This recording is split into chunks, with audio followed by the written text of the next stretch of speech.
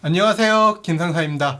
제가 지난번 어떤 영상에서 국방위 위원들이랑 만나서 얘기할 기회를 만들 수도 있을 것 같다 이런 얘기를 했었는데 조금 더 구체적으로 진행되는 얘기들이 있어요. 정말 그게 잘 되면 군의 현 실태에 대해서 정확하게 전달할 수 있을 거란 생각이 들어요. 만약에 정말 그 만남이 성사가 되면 그 전에 제가 구독자분들께 의견을 좀 받을게요. 여러 가지 의견을 받고 그걸 종합해서 전달하는 것까지 하려고 해요. 그리고 제가 지난 영상은 구독자 조회수를 좀 늘리려고 일부러 만든 영상이기도 한데, 제가 구독자랑 조회수를 좀 늘리려는 이유, 국회의원들 앞에서 나가서 얘기를 할 때 제 얘기에 대한 권위가 실려야 돼요. 일단 군생활 10년 이상 한 상사라는 권위가 하나 실려 있지만 제 얘기가 제 생각이 아니라 다른 사람들도 많이 공감한다라는 걸 보여줘야 돼요. 그럴 때 필요한 게 구독자 수, 조회수, 좋아요 수, 댓글 수, 이런 객관적으로 볼 수 있는 숫자가 증명이 돼야지 제 말에 권위가 더 실리는 거예요. 그래서 제 영상 중에는 일부러 조회수를 끌거나 구독자를 늘리기 위한 영상들도 들어갈 수밖에 없어요. 그리고 제 영상은 논리적으로 표현한다고 해주시는 분들도 많지만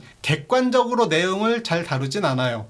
기업에서도 노사가 협의하는데 노조 측에서 회사 측의 입장까지 다 고려해서 객관적으로 협상 내용을 선정하진 않아요. 노조는 노조에게 유리한 논리를 내세우고 이때 어느 정도 선동할 필요도 있어요. 회사는 회사에게 유리한 논리를 내세우면서 적정선에서 합의를 보는 거예요. 제가 3, 4학년도 경영학을 전공했고 경희대 경영대학원에서 경영학도 좀 배우면서 이 노사관계에 대해서도 좀 배웠어요. 그 배운 내용을 적용해서 유튜브를 하고 있기 때문에 절대 중립적인 입장에서 얘기를 안 해요. 정말 중립적으로 얘기를 한다면 제가 군 간부들을 깔 것도 많이 있거든요. 오늘의 주제, 대한민국 군무원과 북한의 특수부대가 싸우면 대한민국 군무원이 이겨야 하는 이유, 이길 수밖에 없는 이유, 그 얘기를 한번 해볼게요. 군무원 모집 공고를 보면 공무원의 안정성에 군의 복지 혜택까지 육군 군무원 이렇게 얘기를 하고 있는데 임무 자체도 그냥 군인의 임무를 수행하고 있다고 봐도 돼요. 어떤 군무원분이 저를 찾아와서 했던 얘기, 저는 훈련병 때 신교대에서 각계 전투를 하면서 훈련은 전투다 이 말을 계속 반복하면서 뱉었고, 훈련하는 대로 전투한다, 훈련은 실전처럼, 당연한 얘기잖아요. 그 군무원분이 어떤 훈련 상황에 대해서 저한테 설명을 해주셨는데 1번 상황, 북한의 특수부대가 주둔지에 침투하려고 한다는 첩보를 입수했어요.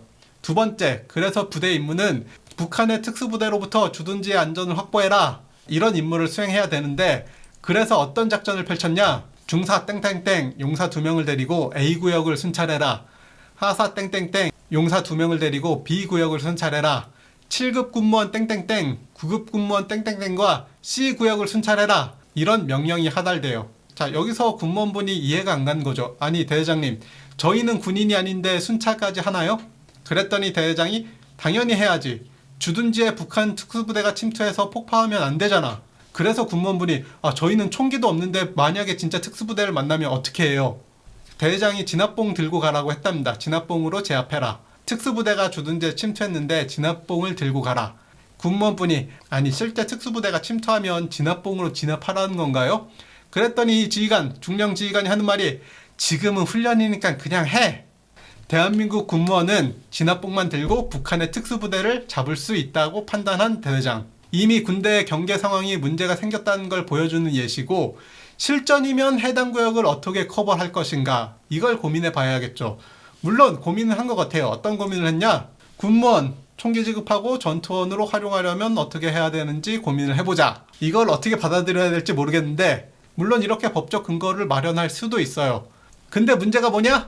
자, 2019년부터 2023년 6월까지 근무하다가 중도 퇴직한 군무원이 3,165명인데 그 중에 절반이 1년도 안 된 경우, 1년도 안 돼서 퇴직하는 경우가 무려 50%에 가깝다는 거예요. 그리고 나머지 50% 중에서도 기존의 순수 군무원이 하던 임무를 하다가 갑자기 어느 순간 현역들의 임무가 군무원한테 넘어오기 시작하면서 중도 퇴직한 사람들이 상당히 많아요.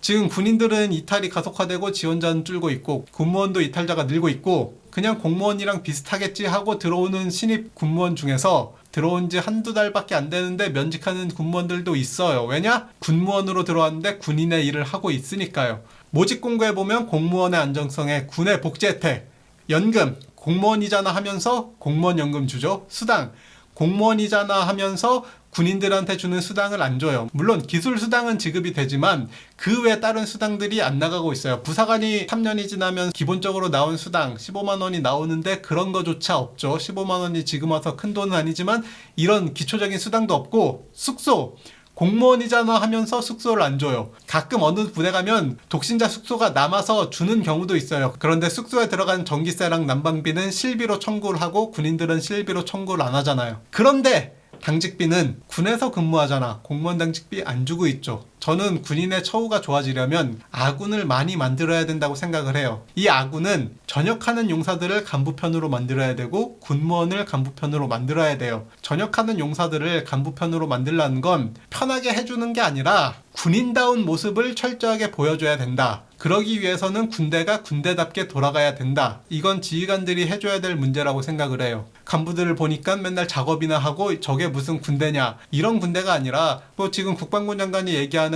할 때 확실하게 하고 쉴 때 확실하게 쉬고 이런 모습이 있어야 되는데, 주말에 출근시켜서 하는 것도 아니고 안 하는 것도 아니고, 풍선 때문에 출근시켰으면 최소한 작전에 투입해서 대공감시를 하고 있던 9.19 군사합의 파기로 긴장감이 좀 올라갈 수 있을 것 같다. 그러면 준비태세 훈련을 하던, 최소한 총기 손질, 공용화기 손질, 장비 정비, 당장 출동할 수 있는 준비를 갖추는 게 할 때 하는 건데, 나와서 작업하고 그냥 멍 때리고 일과하고 축구하고 테니스 치고 할 때 팍 하고 쉴 때 푹 쉬는 게 아니잖아요. 이건 용사들이 그런 모습을 보면 군에 대한 인식이 어떻게 남아있고, 그 용사들이 전역하고 사회로 나가서 뭐 10년 뒤 20년 뒤면 사회에서 중추적인 역할을 하고 있는데, 그때 가서 생각하겠죠. 아, 군대 이렇잖아 라고 고정관념이 박혀있을 수밖에 없어요. 그리고 군무원들도 간부편을 들어줘야 되는데 지금 지휘관들이 군무원들을 적으로 만들고 있잖아요. 일단 군에서 바꿔야 될 게 정말 많긴 하지만 이걸 동시에 다 바꿀 수는 없다고 생각은 해요. 하지만 정말 근본적인 문제가 되는 큰 거 하나, 이거 하나부터 잘 풀어나가야 된다고 생각하는데, 지금은 정말 문제가 되는 그 하나를 안 풀고 정말 눈에 보이는 짜잘한 거만 풀고 있잖아요. 오늘은 여기까지며, 제가 국회의원분들을 정말 만날 수 있을지 확정은 안 됐지만 어느 정도 연결선이 만들어지고 있어요. 일단 제가 하는 말에 권위가 실리려면 제 구독자 수가 높아져야 되고, 조회수가 좀 나와줘야 되고, 좋아요 수, 그리고 공감하는 댓글도 좀 많이 달아주세요. 혹은 부사관 관련된 정책에 대해서 의견이 있으신 분들은 제 메일로 좀 보내주셔도 돼요. 몇몇 주임원사분들께서 메일을 실제로 보내주고 계세요. 부사관 발전 방향에 대해서, 군의 발전 방향에 대해서 여러 가지 의견들을 보내주고 계신데, 제가 그것도 어느 정도 정리해서 국회의원분들 앞에 가서 필요한 건 얘기도 하고 그 내용을 전달을 할 예정이에요. 여기까지 시청해주셔서 감사합니다.